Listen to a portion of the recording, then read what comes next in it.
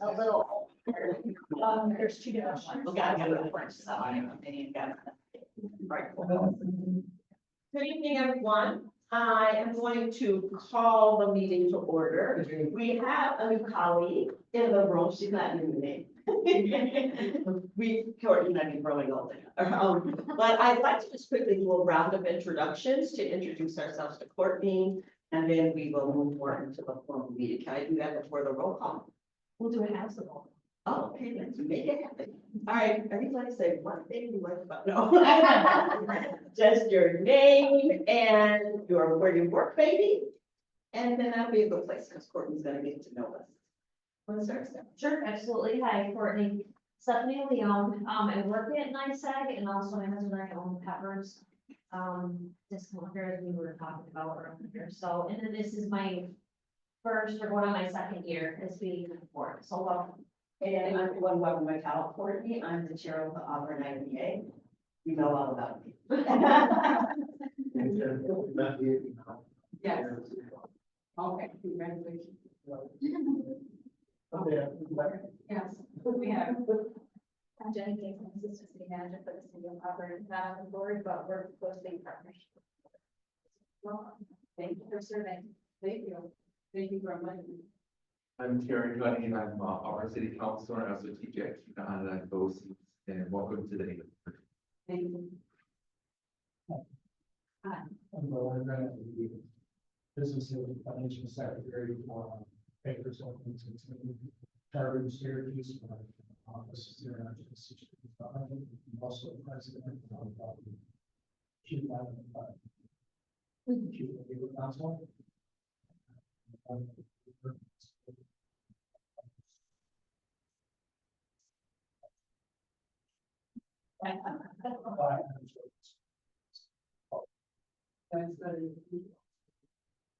Would you introduce yourselves to the Animal Key? So for the I'm Taylor Green. I'm a senior, audit senior at Animal Keys.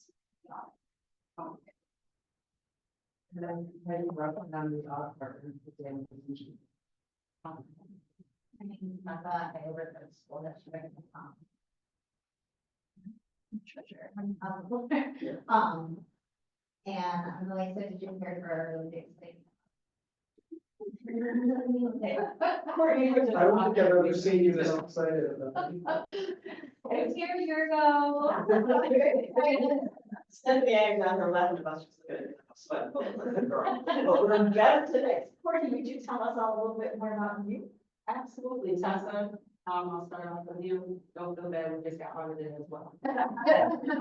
Yeah, we just keep doing what we know. Have to do, so no concern to do lives. I do work at Q County with program that deals with prenatal mothers, postpartum mothers, children all the way to the age of 5. And we do deal with foster and custody. So we do deal with the whole entire Cuba County. And we deal with a lot of situations right about now. There's a lot of custody and foster. I am the risk support specialist. I was promoted recently last year. Thank you. Thank you. It's been a challenge, but I'm up for it, right? I do have a passion in that program. And I definitely can relate to who has a child and the stress involved and the financial aspects. So I think, with that being said, if you don't know any information or knowledge about what we do in the program, we go above and beyond. Easier said than done, but we do a lot of counseling as well. You would think that we're counselors, but we're really not. We're mothers relating, students to their level, and letting them know that they're not alone. Then we do everything and anything we can with our federal funds. So that's what we do Monday through Friday. Also do some outreach on the weekend. We have a new coordinator in place, so I've been helping her as well. We do have new staff as well, and then we have Dan that comes over once we put the ticket in. That's how I got to know Dan. He's been a great asset. And a personal level, getting to know me, is I have 3 children. I have a child that just recently will be graduating in May from Community College. He's very proud of attending the college, And I'm proud that he's graduating with honors. And then I have a little girl. She's 10, she'll be 11 this year. And she's an amazing person, amazing student, amazing athlete. And they all know what I expected of them. They are accomplishing exactly what I expected them. So I'm honored to be their mom. Seriously, I don't take the credit. I'm honored with them. And then my youngest, Ann Fernie, he is, attending Genesee Elementary, still finding his way and still being guided, but he does what he's supposed to do in the classroom. So this situation is definitely going to be beneficial, not just to the agency in Cuba County who I work for. I've lived here all my life. I've met a lot of people, and I always want to help someone before myself. So when Nan had asked me if I was interested, I told her I'd be honored. So thank you for the invite from everybody, and I'm willing to learn and I want to see what comes about. Well, welcome, and Courtney, know that there's a lot of moving parts to any of this, so we'll make sure that we mentor and onboard it properly. So Tracy, maybe we can get with Courtney and do an orientation. And I literally say this tongue in cheek, but I really know that she was a little girl, and I've been watching you, and I'm so proud to see you emerge as a woman leader in our community. So welcome to Ada. You're going to learn a lot of the economic development ecosystem and what you do really impacts what we do in terms of being a community that would be welcoming to people that have businesses and people with businesses have employees and people that would need the services. So you're right where you belong. We're gonna make sure you feel confident to be here. Well, I appreciate it. And right next to you is our legal counsel, so. Or you can kind of see your community. So if you feel a little dizzy today, don't worry. We'll move back around and Tracy and I'll catch up on. All right, so, Tracy, would you do that? Can you take that as the roll call, lady? Did everybody have an opportunity to look at the minutes? Or any changes, revisions? I'm singing the Jeopardy song. If not, I'll accept a motion to approve the minutes from our last meeting. A second? All those in favor? Say it, opposed, abstentions, let's keep it. All right, we have new business, so returning this over to Terry. Terry, we have. Oh, I'm sorry, not sorry. We're passing over to Taylor. Well, very good. I have the wrong name on. I All right, so then we are for our annual audit presentation. I'm so honored to have, I call the women of Danville and Vicky. I'll let you again just introduce yourselves and set the context for what we're about to do. Sure. So again, I'm Peggy Rowe, and I'm the audit partner on the job, and Taylor, who's probably a lot of people know her, and she is the audit senior on so we did just meet with the audit committee, and we went through these financial statements for the report in detail. So I'm not going to spend significant enough work here in detail. They did review it, approve it, and pass it along to you guys. But just to give you some highlights, we look at the financial statements for December 31st, 24. You'll see the first page here is the independent audit report. And this is the report that you guys give us or pay us to basically give you. It's the report or the opinion. It's an unmodified opinion, which means there's a lot of people like to hear that it's a clean opinion. So we are giving you an opinion that the audited financial statements that are attached are materially accurate. Of course, the audits are really accepted. As the report's a little different from last year. I know my senior manager was here doing the report with you with Elaine. Different story this year. You'll see if you look at the details of this, we have no material weaknesses and no non-compliance issues this year. So with the changes internally that we had, that really got all cleaned up from the issues that we had last year. We did have just from some cleanup. We had a little bit of reporting of some interest on some pilots, but then we took that as that's just last year to clean up. All the internal controls are in place now, and things are keeping on appropriately. financial coming in, financial getting outside. So, that's a good story, right? That's, So that's the first two pages, it really just talks about the fact we did the audit, talks about our responsibilities as auditors, your responsibilities as management. And you'll see if we put a few more pages in, so pages 5 through 9. In this document, you are required to do a management discussion and analysis. And that is just something that, management, Tracy, wrote up for us. And it's really just a recap of what kind of happened in the year. So I won't spend a lot of time on other than that. Then you've got your actual, statement of net position. And you'll see here, one of the major fluctuations is cash and the balance table. Because last year we got, so much money that come in and have to pay out. So, that's cleaned up this year. How many details you guys want me to go through with you? And then if we look at the next page, the notes to the financial statements, this is just the summary of the accounting policies. Really should right. The next page. Start next page. Next section. So it really just talks about all of your policies that you follow. On page 18, it's got a little more detail about your capital assets, the notes payable that you guys paid off this year. And then if we go to page 19, you'll see in here, we are also required to give you our independent auditing report on internal control and on any compliance issues. Again, this report says that we've done an audit and we found no any issues with the internal controls or the compliance issue. So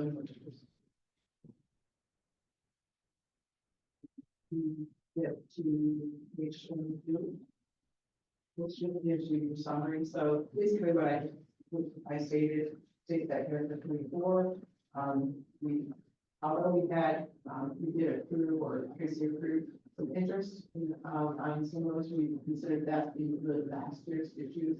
It's a little bit of over from last year's, but everything we put that on, let's see what it is looking for that this year. And then the next page is just a summary.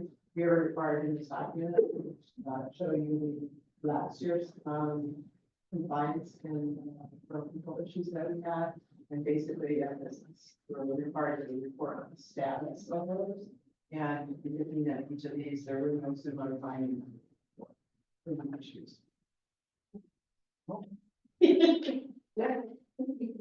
So I know the audit committee met in the beginning of this year, you of our colleagues having these insights from their perspective. Good. That looks great. I just wanted to say, thank you so much, Tracy. That's yourself. Absolutely. Came into this as quite a mess last year. Who's on next meeting? Can I ask? On the audit committee? Yeah. Myself, Mayor. My only notes here was that and I'm sure we're all aware of this, it's just waiting on the potential forgiveness of the county. That penalty interest, I think, no there. They follow it, kind of very fast. I can do that. Is that? No. Some of us are still inspired.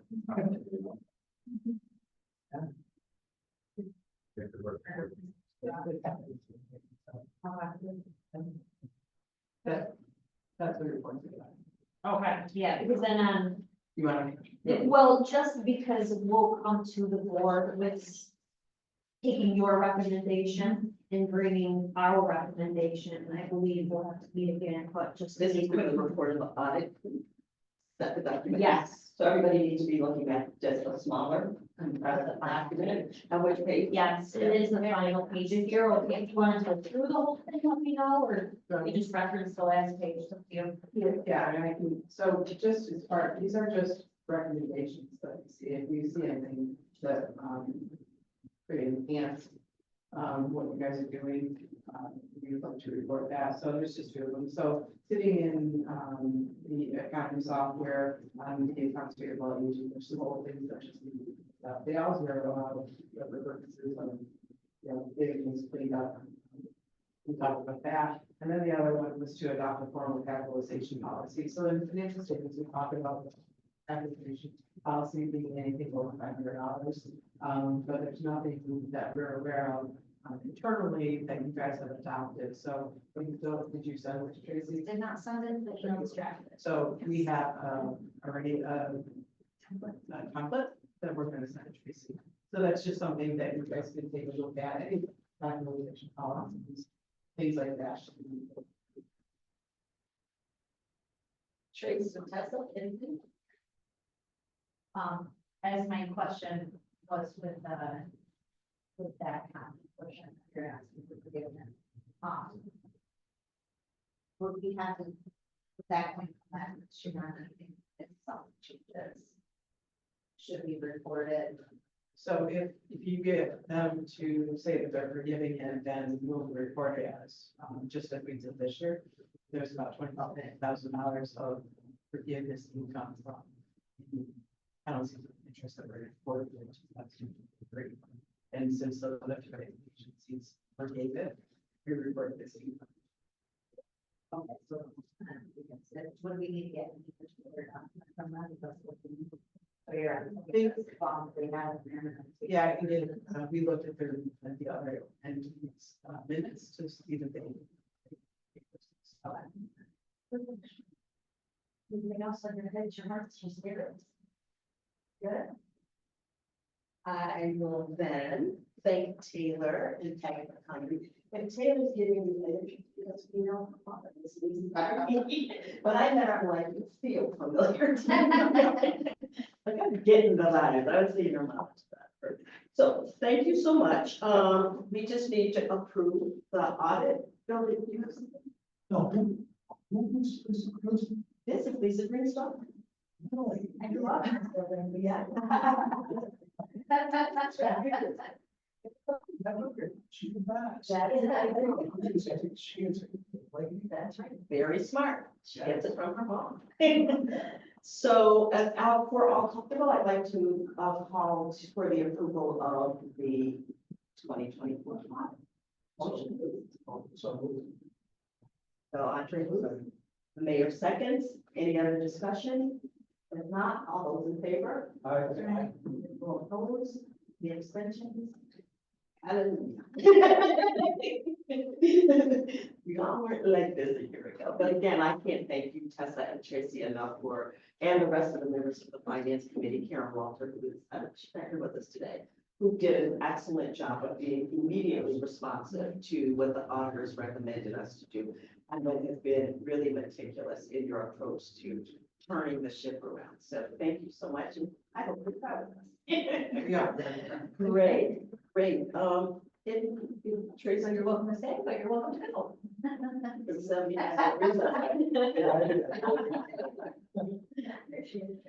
Thank you so much. Thank you. Thank you very much. Make sure you say hi. I will. All right.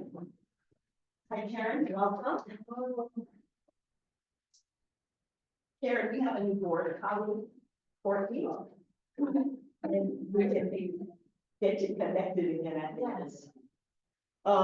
So Tracy, are you gonna do something on the Paris report now? Yeah. So within your packet, I included the full Paris report. But I figure right now I'll just review the summary because that's, You're gonna project it. yep, I'm trying to, I know. like how things are going today. I did not bring a mouse. I didn't bring my cord. I didn't like where shall I say?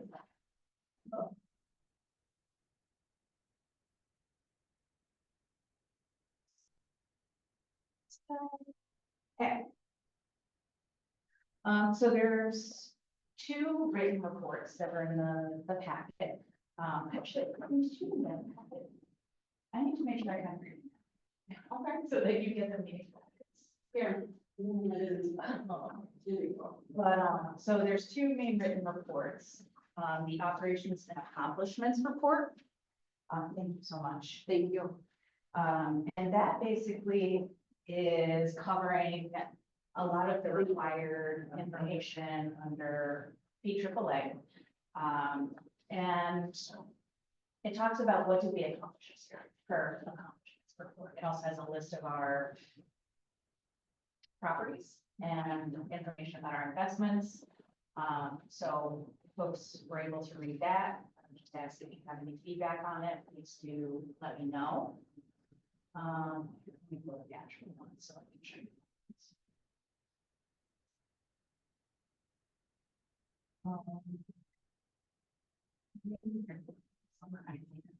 You know, you need to understand a lot. It's a lot of pages. You really don't need to read them all. So basically, here's where we talk about our projects and accomplishments. This talks about the transition from CETA to MRB management, how many board meetings we had. And then in terms of activities, we talked about, or it talks about implementation of the corrective action plan following the last audit, the mission and strategy setting work that we've been doing throughout the year, local and regional collaboration, and working with the other partners like Jenny and Michael Miller and SPPC to make sure that economic development is continuing. And then we listed our residential properties for sale. And then just kind of basically what we do, that there was the Beaumont Plastics project that was approved, and the builder's choice came in, but hasn't been approved yet. Then we have a list of our properties. And then our investment report just mentions how much money do we have in cash and what's the value of that money. Any questions on this report? Did anyone have anything else about what we did to add into it last year? In terms of activities. Great. If you think of something, let me know. Again, this will get submitted by the end of the month. So all of our mayor's reporting needs to get submitted by April 1st. So once I get the final audit draft, I'll be able to submit everything. So we do have a couple weeks before this needs to be balanced. The measurement report, this is just a check-in on our performance goals for our mission statement. One of them is the first goal being marketing the benefits available through data to eligible projects. So we just talked here about, I talked here about our pipeline, how many potential projects I spoke to from May through December. And some of the partners that we're working with. Our second goal is having at least 2 projects per year. So I mentioned that there was earlier in the year, you had assisted someone with a mortgage reporting tax abatement in connection with refinancing. That's not really a project, but put it here anyway. And then the 2 applications that we had, over in Builder's Choice. And then talking a little bit about our capacity to assist businesses. And again, this is talking about kind of that transition that happened in 2024 and what we're doing now. And then finally, marketing the parcels 1 by 8. I just mentioned that we did officially this list for residential properties and that we've had inquiries about the properties. Comments, questions? That's great. And so these are the boring reports. It's like a lot of yes, no questions. So that's why I kind of outlined what I did in the summary. It's basically, most of this is just going through, do we have all the required policies, who are our board members, what's happening with our projects. I'll go back to the summary for this. So on yes, no questions, and then just the project data. And, I just put this here so that you would know what you're looking at in the projects. We're still waiting on a few pieces of data, but we'll pop those in as we get them. The procurement report really just lists all of the vendors that we paid over $5,000 over the course of the year. So nothing too exciting there. Investment report is all about our investment policies. And then there is a report that goes along with our financial audit that just again confirms that we have all the relevant policies from all of the procedures. So That's it, that's Harris. Did I do that quickly enough? Mine was. There's the. We'll get to that. That's okay. You know, It's been about 30. That's right. But that's what we want, right? That's right. Yeah, I'm sorry, this. You'll be 100%. That's right. Anything else? Any comments, questions? One of the things that I've been invited, talking to Tracy about is like, I never like to assume that we have shared understanding of these kinds of documents and reports. So thank you, Tracy, for laying it out that way. You all actually have the document. When is the submission date? April 1st. All right, so you have some time to kind of become one with it. If anything pops up, you need some clarification, don't hesitate to be in touch with Tracy, okay? One of the reasons I'm saying that is because the auditors expect us to really know and understand the business we're in and the documents we use to monitor it. So I want us to all be at a good level of confidence that we know what this report says, its purpose, and why we need to do it, all right? So everybody take a look at it again. If you have any additional questions, let me know. Are you comfortable with me asking for the motion of approval? Okay, thank you, Kathy. Jess has made the motion for us to approve the PAIRS report as presented. Can I get a second? Counselor Cuddy? Any further discussion? All those in favor? Aye. Any opposition, abstentions? Passed.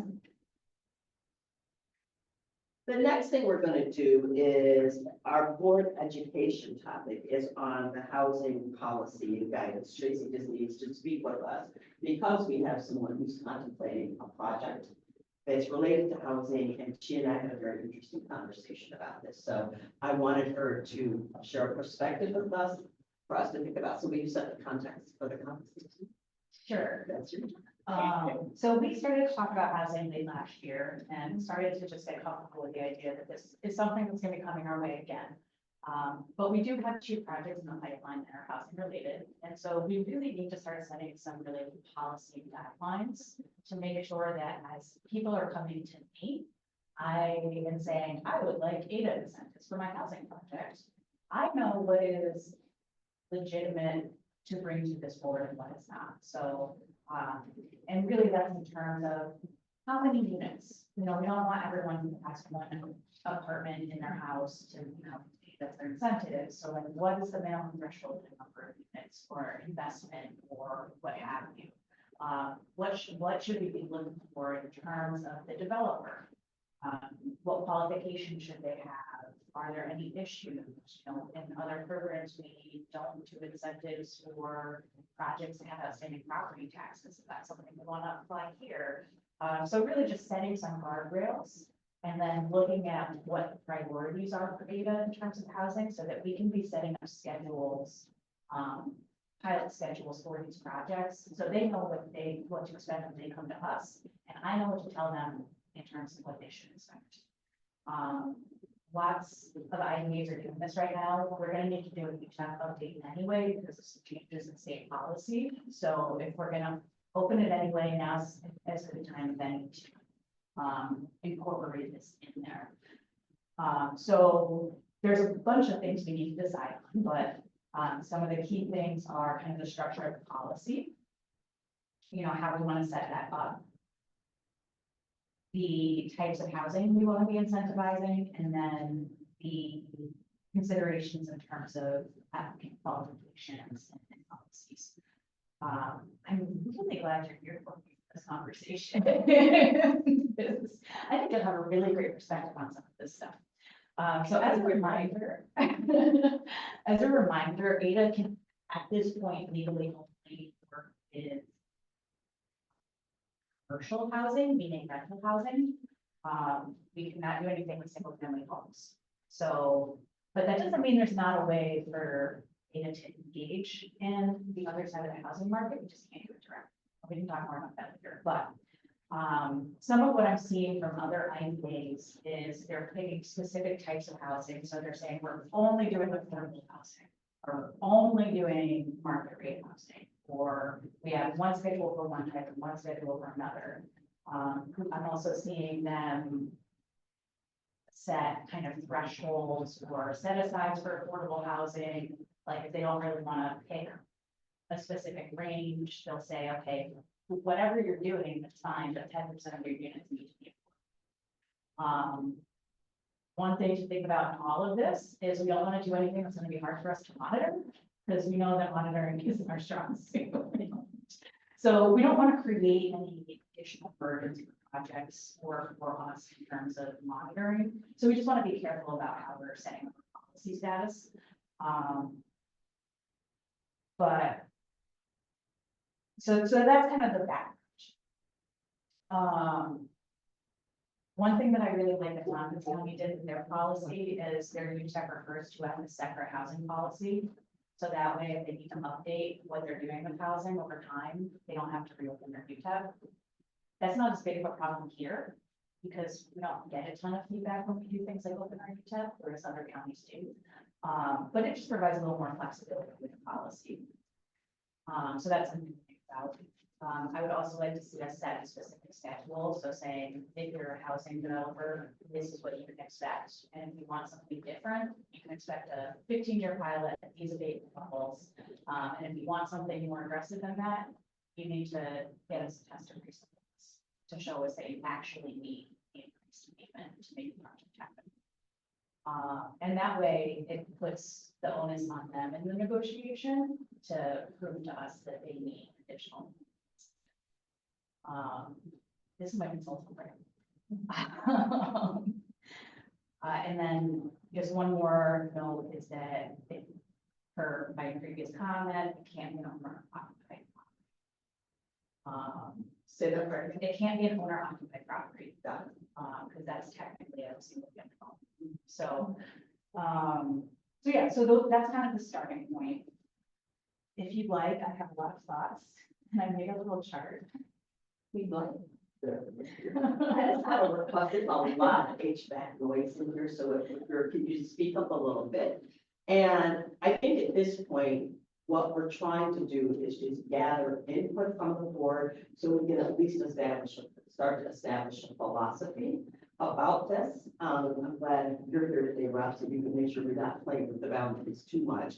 And then as we start to unearth, right, what we're thinking about in Tracy, we'll be able to draft some examples. But when she talked to me about this, I think it's really important time for us to have a point of view about this, because it's coming. So I'd rather us be ahead of the game, so we know that we have some filters related to, but not the same thing. It's kind of the things that an applicant would see in the application, and these are the criteria we're asking you to meet.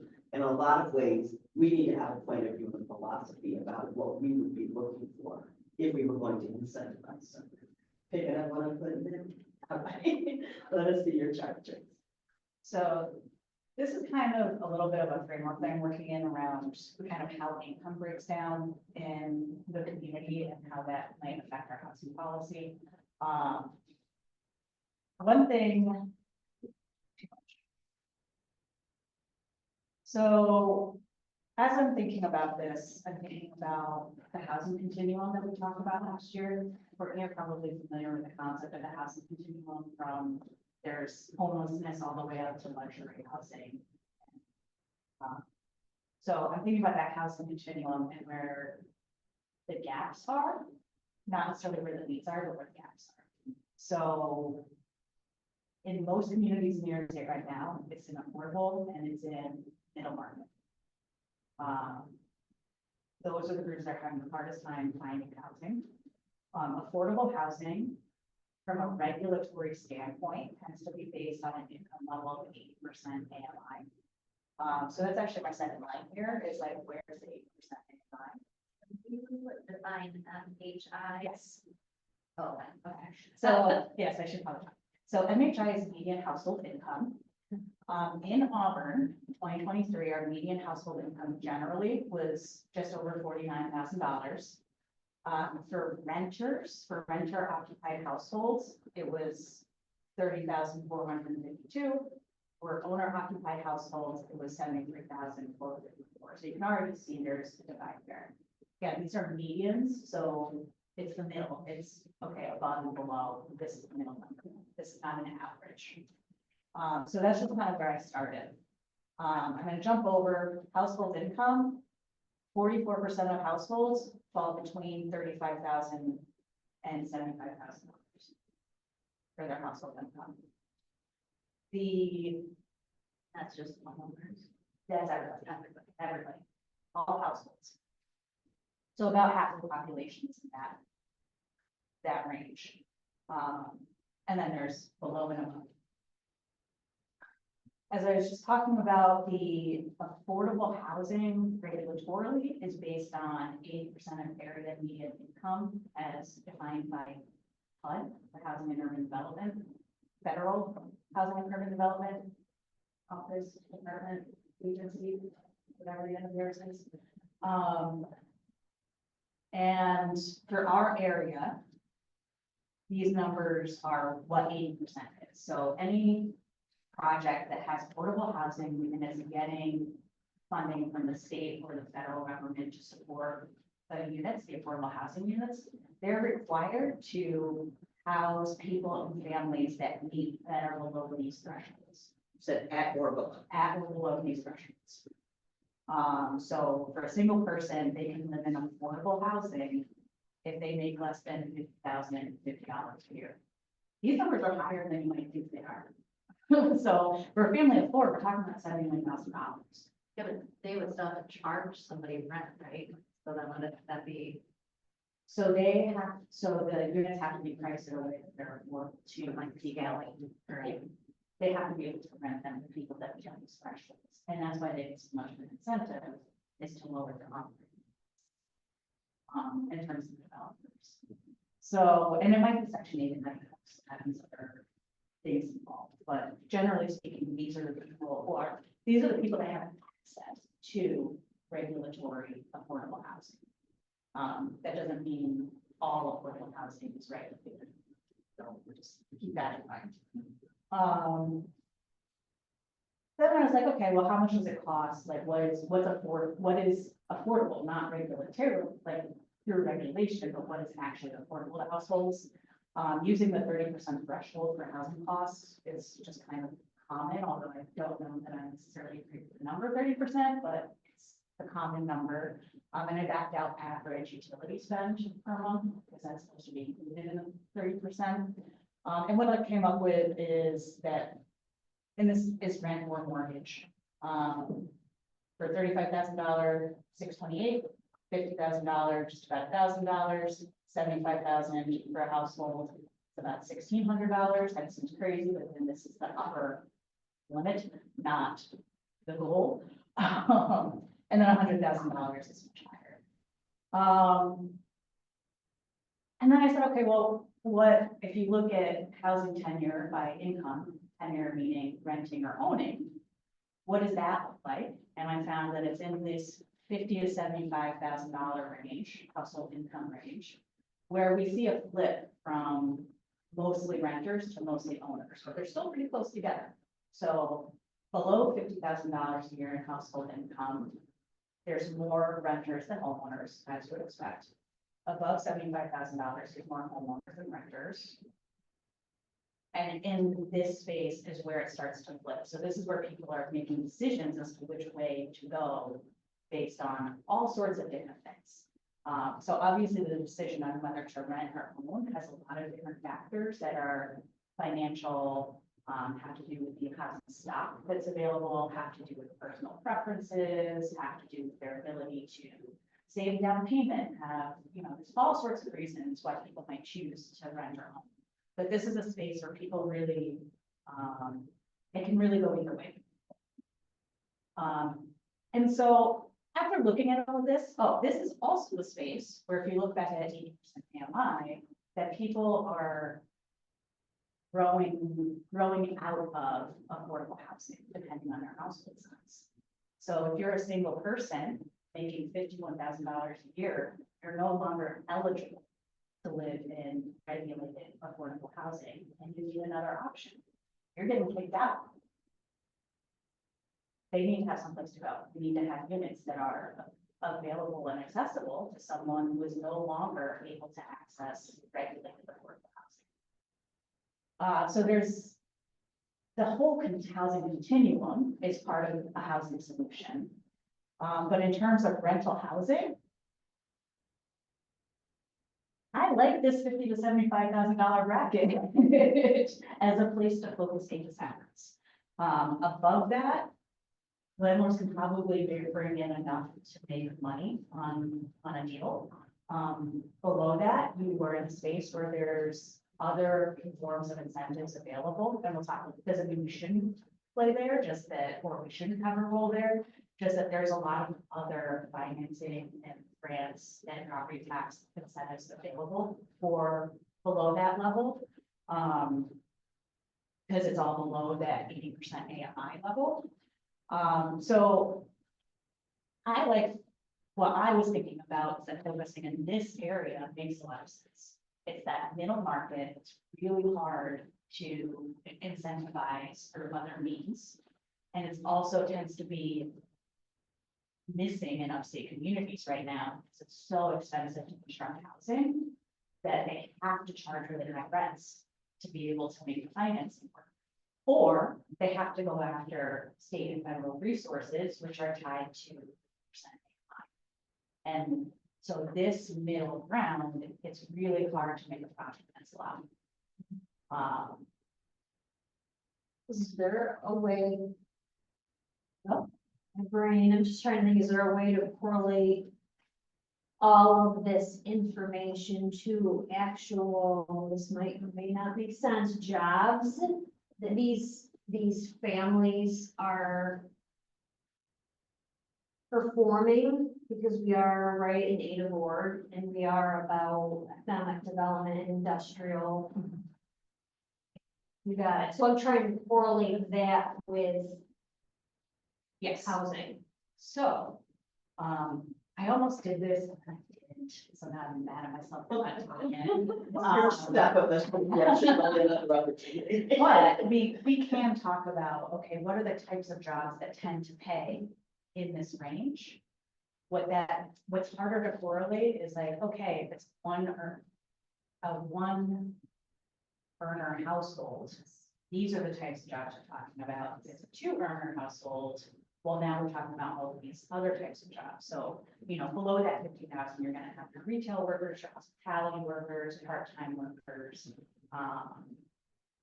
some like janitorial, maybe some low-level industrial, or entry-level industrial. 50 to 75, that's where you're gonna start getting into like your early career teachers are in this range. Probably some early career civil service are in this range. I would say for a good percentage of the human service community. The percentage of human services in community. I also think that that lower range, Tracy, would be a significant percentage of the healthcare workers. I think it's CNAs, people under RN level. So it really depends on if it's a 1-earner or 2-earner household, but a lot of manufacturing jobs are in this range, it's 50 to 75. Maybe early career trades. Early level trades. Fewer. Yeah. If they can find housing.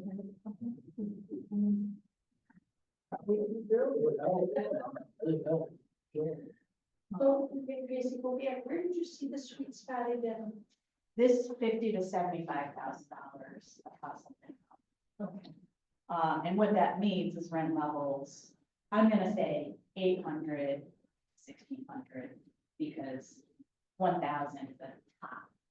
The top threshold for not being what we call cost burdened for a household that's making $50,000.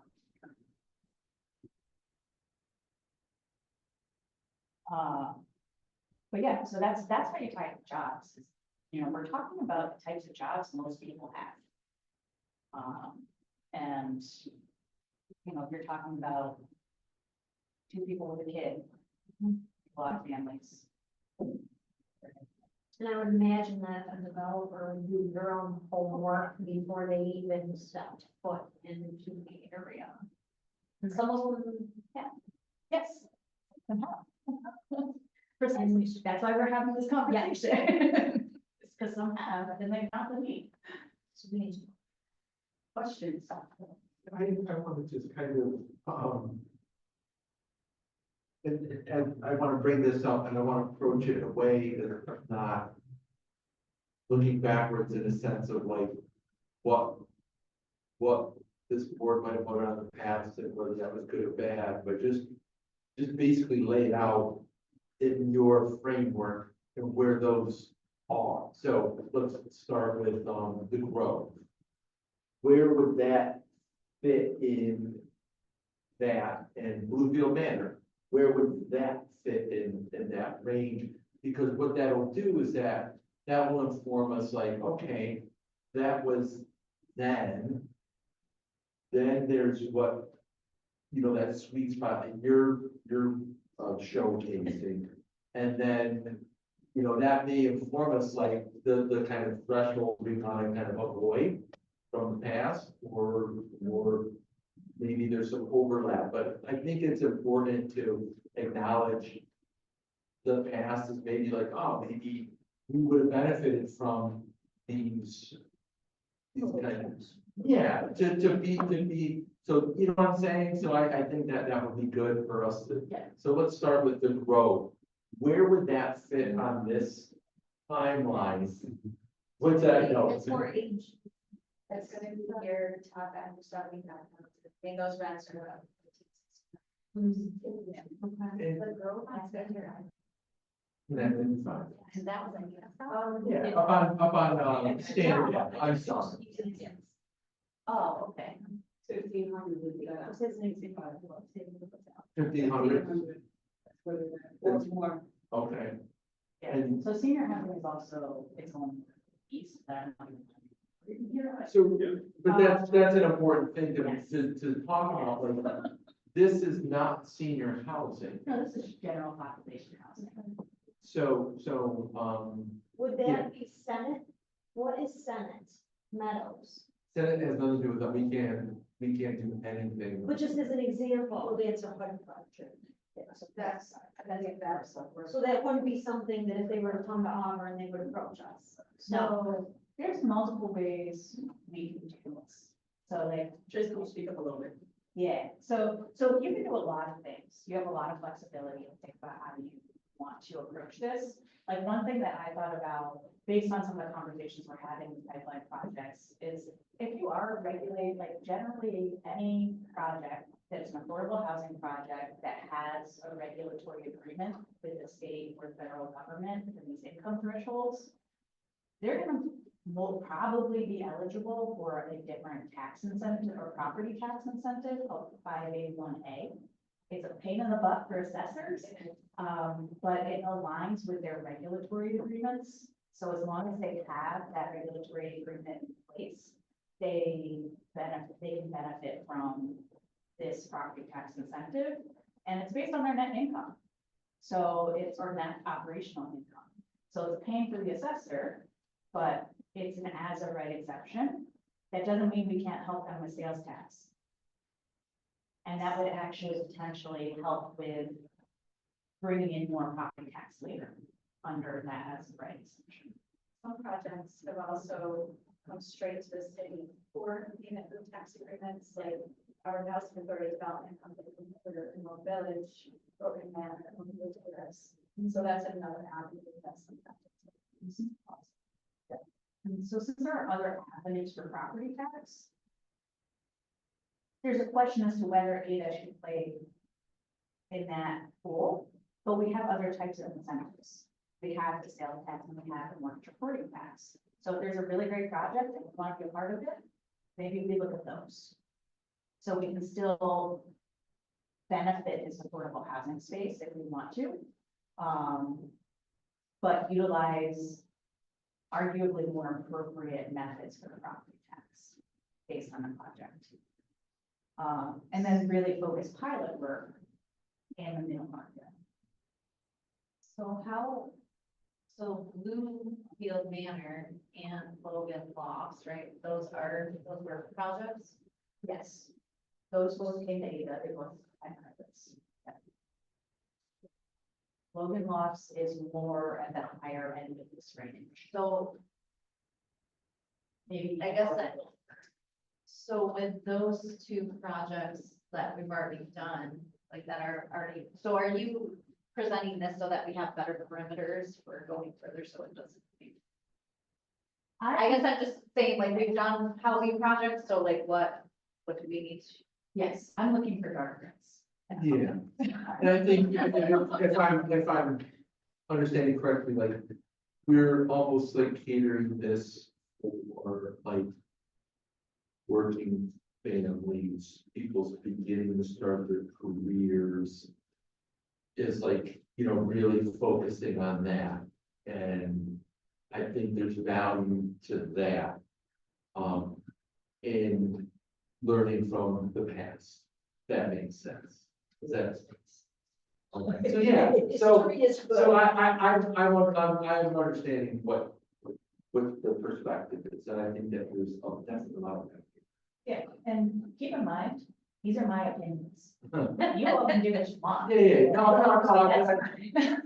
I think, but I need to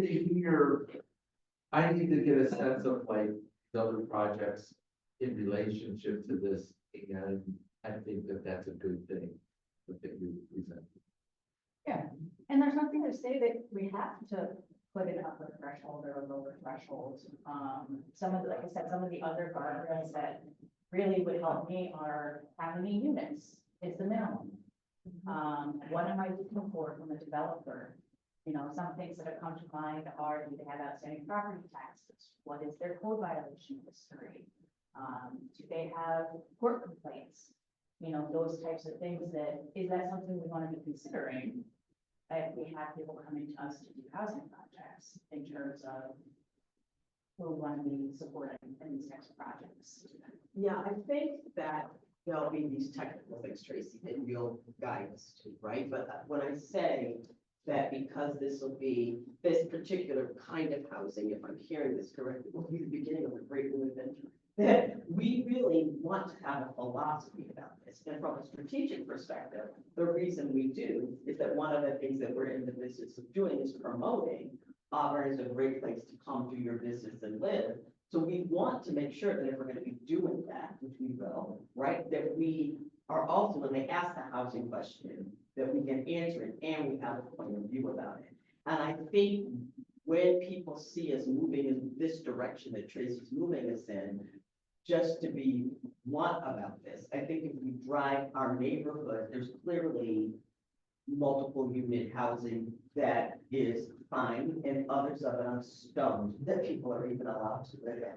So let me just say, some of the things that would matter to me are all the things you identify. I would want to know the history and the reputation of the person that's coming to us, because just because they could doesn't mean we should. And I would not want, I'm speaking to Stephen, so feel free to challenge me, but I would not want us affiliated with a developer that might do great with this project because of the incentives, but I could drive down any given street at any time and look at another property and it's problematic. I'm just saying that I don't think I could morally or not. And I think that in a way, that looks like a lot of money, but I'll tell you, I know young professionals in this community, they're paying $1,200 a month and living in buildings that I'm stunned they're even allowed to live in. And so that's one thing that really matters to me, that when the developers come forward, that we vet, so that we are proud to be attached to people that will provide this. Every answer's correct right now. Just but when you think about this, what's going on in your head, your heart, and your gut about some guardrails, I'm offering that up. Anything else? And also, Rob, let us know if I said anything. Yeah. Yeah, because we ain't trying to. No, the only thing I would say is that I think it's flexibility, particularly with respect to the affordable housing. I have those progress, the budgets are incredibly high. The state federal incentives, sometimes do the mortgage taxes. $40 million project, sound of mortgage amount. So it makes a difference with getting the state federal incentives fairly competitive. They're allocated to among the states every year. And it's tough to get things done in that environment. It's not really expanding the population. It's, those projects can sometimes be called. It's surprising.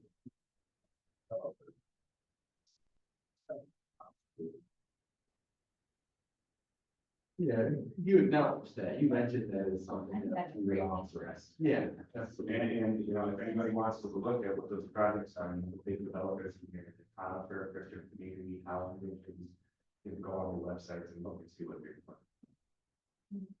Other thoughts, Tracy, I'm sorry, Tracy, right ahead. Yeah, just, and I'll go to the other end of it too, just thinking about Bluefield Point, which has been in the newspaper, that is a project that very potentially could come to Ada.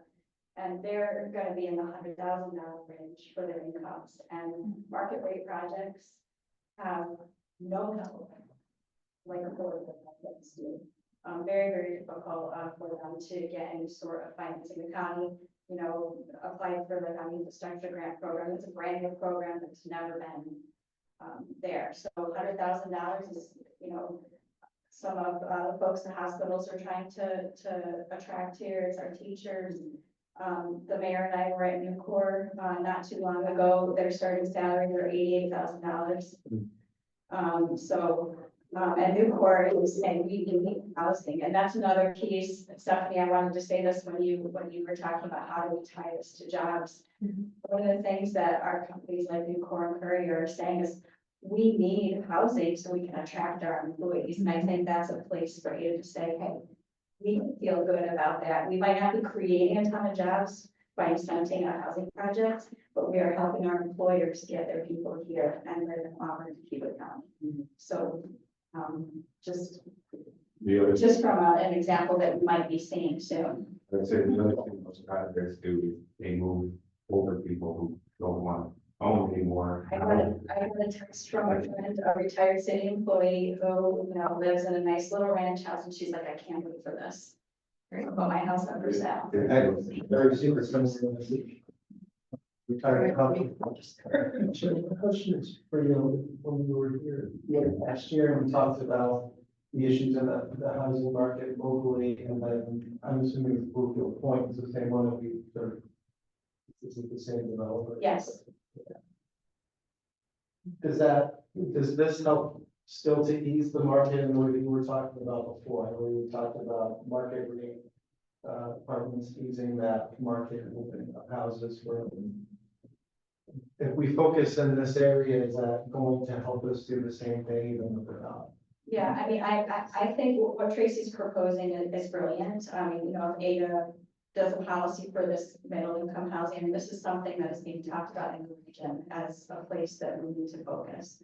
If, again, like Rob was saying, if there's flexibility so that you can consider a Bluefield Point, even if you want to focus on, you know, an area where you want to help promote this normal income housing, as long as you have flexibility, I think that's great. But, you know, if that's where your heart is, that's where you want your philosophy to be, totally support that, you know, as long as, if you're willing and interested, there's opportunity to do an affordable housing project or do an income project. You know, we're trying to figure out what the right mix is for us. We don't want to overbuild in any particular area in our continuum of housing, right? So, and you know, we continue to try to bang on the table figuring out how to do a countywide housing market study, which will help us. But we've got developers here now that are ready to invest. And, you know, the cancer center developer, that's the guy that is looking at building this housing project. They're proven, you know, not just for commercial, but they've got these same projects in Ithaca and Henrietta and other places that, you know, they're full. I mean, we're gonna be able to help our companies attract folks here, plus free up housing in our existing neighborhoods. So I think it's a really great opportunity.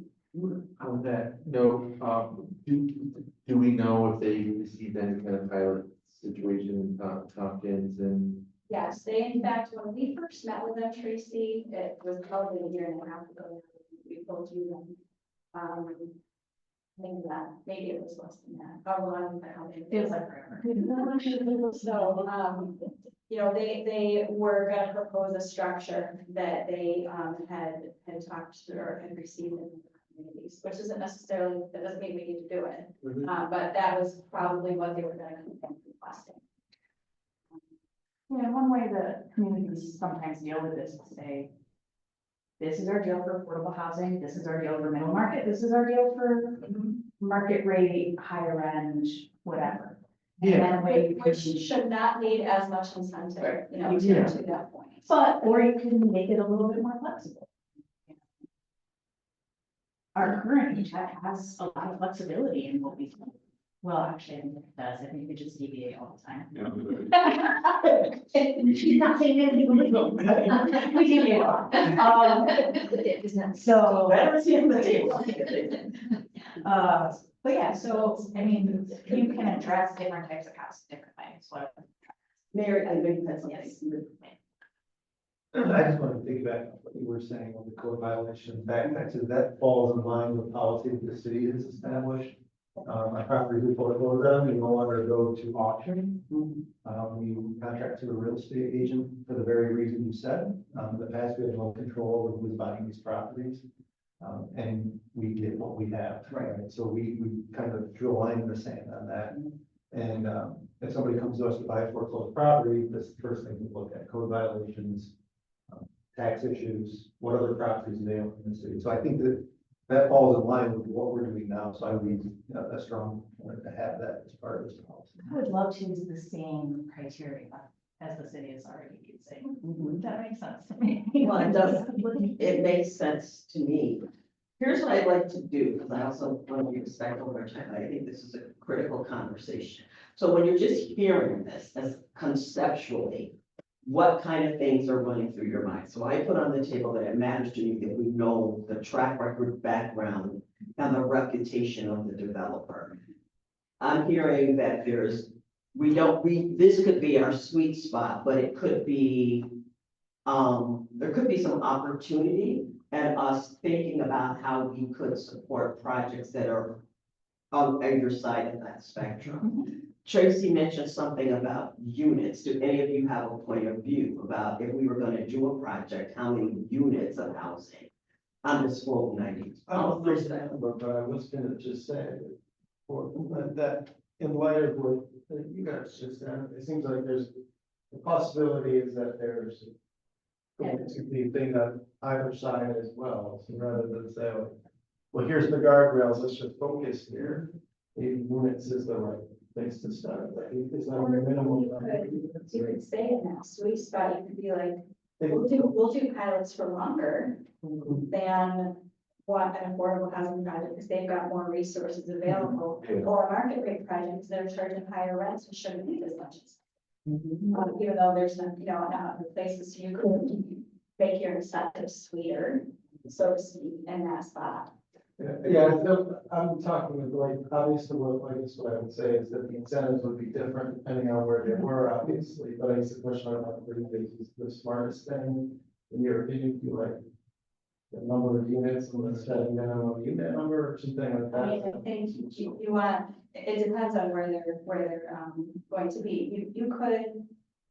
You could get a scattered site project, right? What does that mean? That means like, houses, single houses throughout a neighborhood. Gotcha. And it would be really cool if you could, have the opportunity to consider that, because you might be able to get 10 houses and upgrade, a whole neighborhood that way. Yeah. So I think, I'll just say the county infrastructure grant that, New York State, just put their sort of, guardrail for the number of units they want to incent is 10 or more. So. Is this all new build? Is this a dumb question? Is this all new build? No questions are done. Or could somebody take an existing building, say like Bumbardi, or I want to say that wrong, like if they want to turn it into, space it out, turn it into a shed, just use an example. Yes or no? Yes. Absolutely. Or they could That buy would be- 10 houses, right? You could buy 10 houses, that'll be rental houses. Or it was like, what's middle school? They took a middle school and they turned it into. Yes. Okay, Repurposed, right? They repurposed it. yeah, okay. I can guess my question is, Right. is rather than wait for a county-wide housing survey, right? We're trying. like- No, I'd like to know, like, what's the vacancy say at Standard Woods? They've been in Auburn a long time, everything looks good. I don't even know what an apartment goes for. You know, and what, like, take, what's another one? Okay, so Genesee Gardens, they always look good, that property always looks good. And I believe that that's some, either section 8 type housing, or it's, income-based housing, you know what I'm saying, like sliding scale type thing, I think. You know, we got our senior citizen housings, you know, because, I share the same opinion is when I hear what people are paying for rent, and I look at the condition of the outside of the home or what have you, or it's just, it blows my mind. And, you know, and you might have like, it's almost like, the broken window theory, you know, you can go and you got, as long as the house is on each side, you're good. You want to keep that going for as long as you can, for as far as you can, because all it takes is one, and next thing you know, the dominoes start falling. And whether, you know, to know what our housing stock is like, just for, if nothing else, is to know where we're starting from. And then to know what the needs analysis comes back as, because we know there's a need. But where are you gonna place that? And, you know, is it gonna be a case where, you know, so many people go into the retirement home and they go over, you know what I'm saying, they go there and then it opens up a spot is, Tracy, what are you hearing us say? I am hearing you say there's needs across the housing spectrum. There's, some questions about where the need really is. And I have seen. seeing if we can hone in on that. Flexibility, being able to be flexible about what we support, and making sure that we're working with reputable developers. And making good decisions. Oh, that, the other thought I had is that I know sometimes the developers have their own construction company. So, they're filling both packets, you know, and how wonderful it would be if that was an opportunity for our tradesmen to be able to be involved with building, and have partnerships that way. I mean, you can still apply your local labor policy to these projects, right? Which is another policy we should talk about, I guess. Yeah, you So should, we need- what do you, right, Bill? What do you think? You got any input? No. Okay, you just want to make sure that guy didn't jump off the garage. Yeah, I know. You were scared. I know. I look like a jump rope. Tracy, let me just ask you a process question. So do you have enough information that you could look at what we're preliminarily thinking about compared to possibly some other IDA policies or practices? Look at what the city's doing and maybe draft something for us to initially react to? I can throw something together and understand that it's any good. It's unsettling. Yeah. Yeah, thanks, Yeah. man. don't really to start from scratch. That'll get tweaked, right? Okay, so. Oh, this thing is happening now. Yes. Oh. Some people are not, well, my daughter's, social media. So you feel like you could do that, Trace? Yes, Okay, so would you be comfortable with Tracy just taking our preliminary ideas and start to shape something that we could take a look at, understanding that it's very much in draft?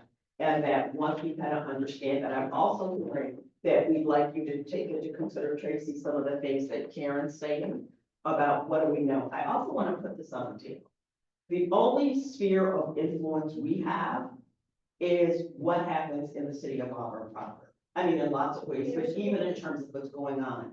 and our economic development ecosystem. I think so. We want to always be in collaboration and working in partnership with our county colleagues. But I think right now, what we can start to think about and inform, because these projects are coming to us, is that let's sort of do an assessment of where we are, and then use that to help us think about how we'll move forward. Am I making sense? Yes. And Jenny, it's really important to me as the rising city manager, that if you have a point of view about what you think the housing mix should be, that we take that into consideration as well. I think our strategic priorities kind of give us the opportunity to be really thoughtful about what is it that we're trying, what kind of community is it that we're trying to make? The other question I had is there a reason to engage some of our employers, the people that are employing people, to get some of their insights as well? Because everywhere I am, everybody's saying they need housing, but if we're looking at leveraging this resource to help that happen, that doesn't have to happen right away, but I can see a focus group or a conversation or something. The other thing I'm curious about, because some of what we do in the housing space is HUD related, is I'm not sure that there's even gonna be a HUD anymore, based on what's happening. So I think that that's just something we need to be apprised of as we're making these decisions, because HUD funding does impact a lot of the stuff that's in our housing mix. So Tracy, if that's just a trend you could monitor for us, and let us know what economic development across the state are thinking about the possible impact of that, because it might not exist like next week. It may not exist by the time I get home and turn on the news.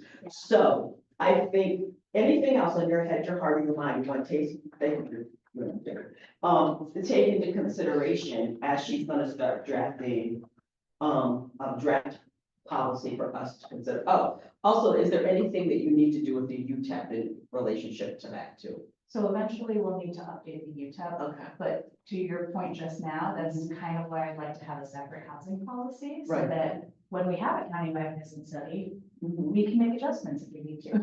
Yeah, I think that that's a great idea, because, I mean, in this coming year, when I'm meeting next week with county planning, they've got an idea about how to maybe fund this housing study. So that could be moving forward. The city and the county are moving forward comprehensive plans. Mhm. So these projects are gonna be coming to you before that knowledge is gonna be fully complete.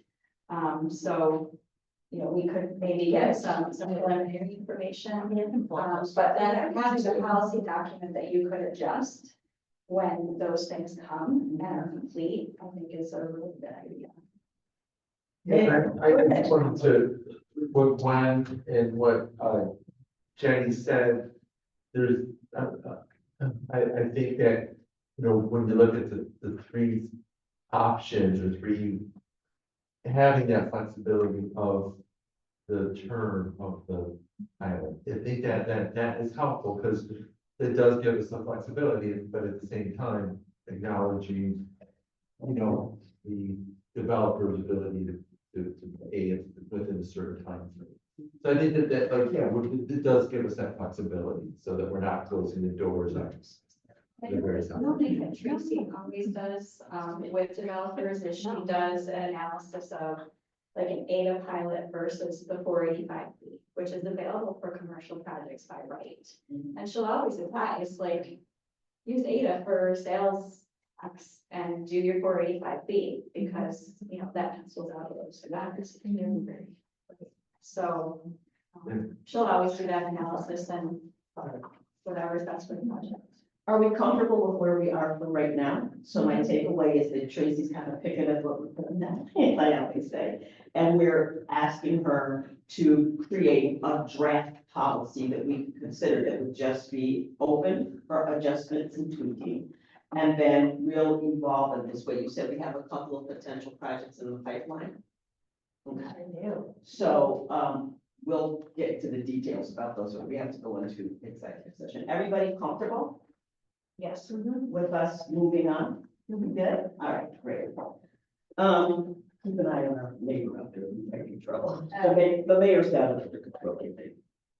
All right, so the next thing on the agenda are the bills and the treasurer's report. You don't want to spill your, no, do this, sorry. Do you want me to say your story? Oh. Oh, wait, what is that? Yeah, right here. I'm just gonna find it.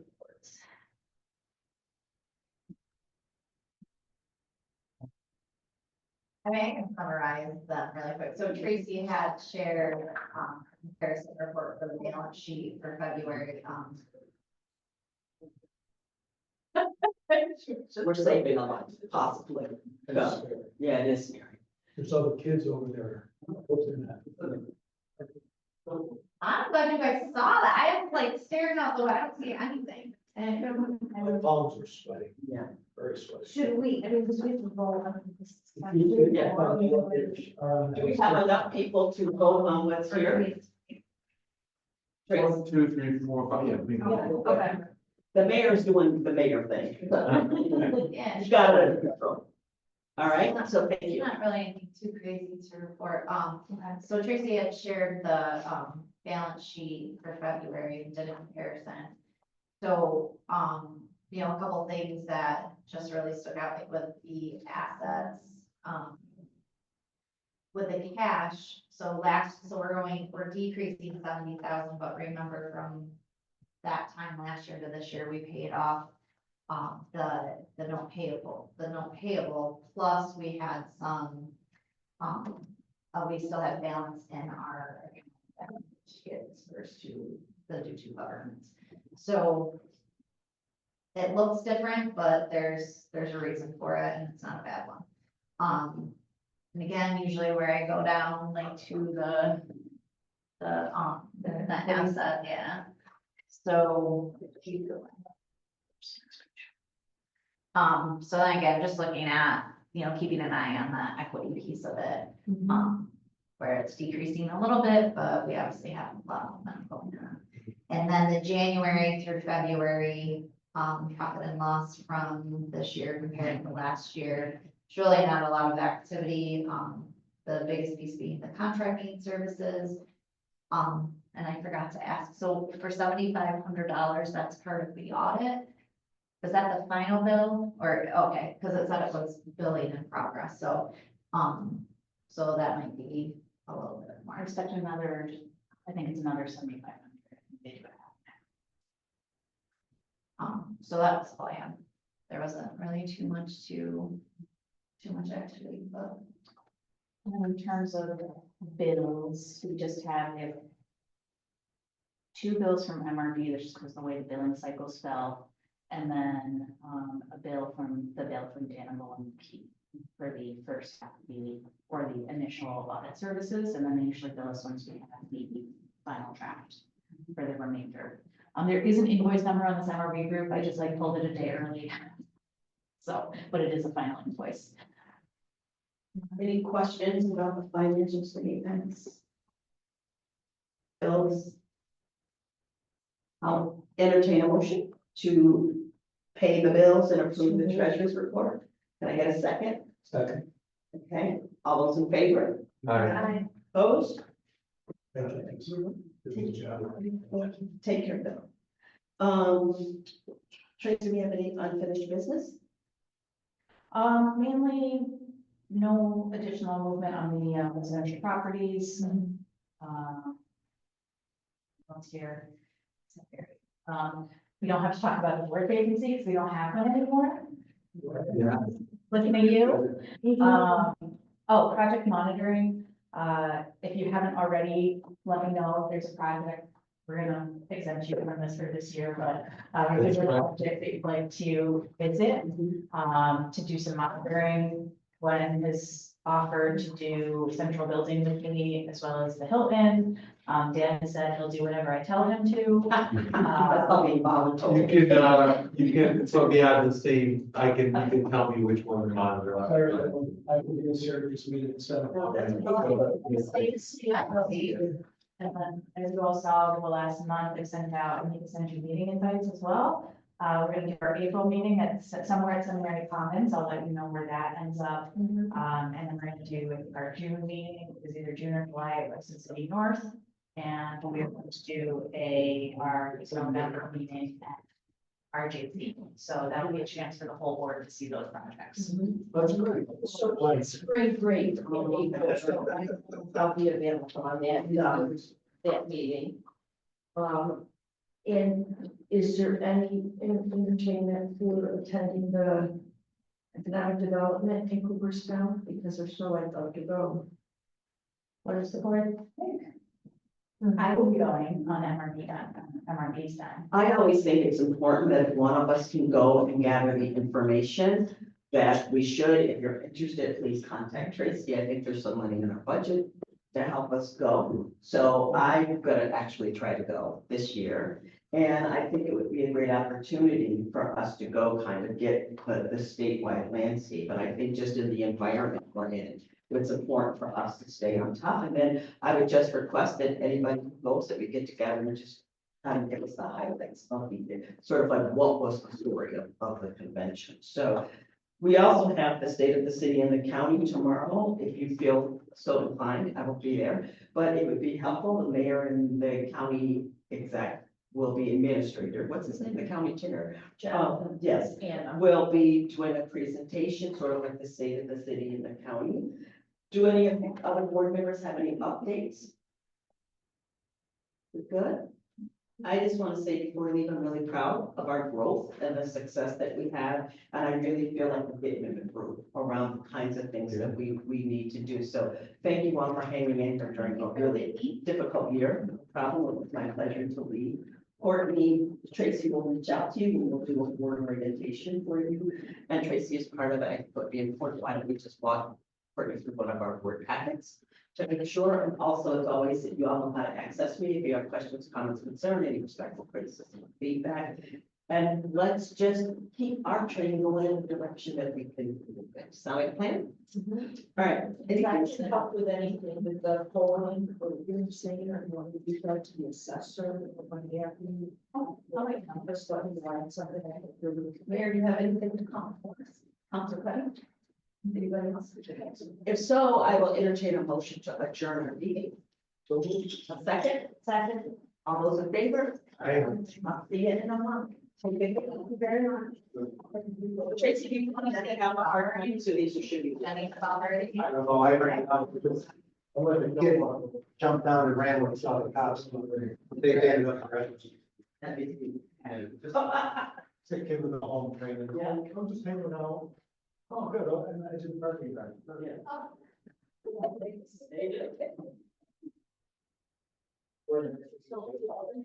Thanks for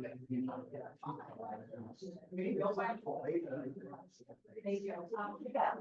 I'm so excited.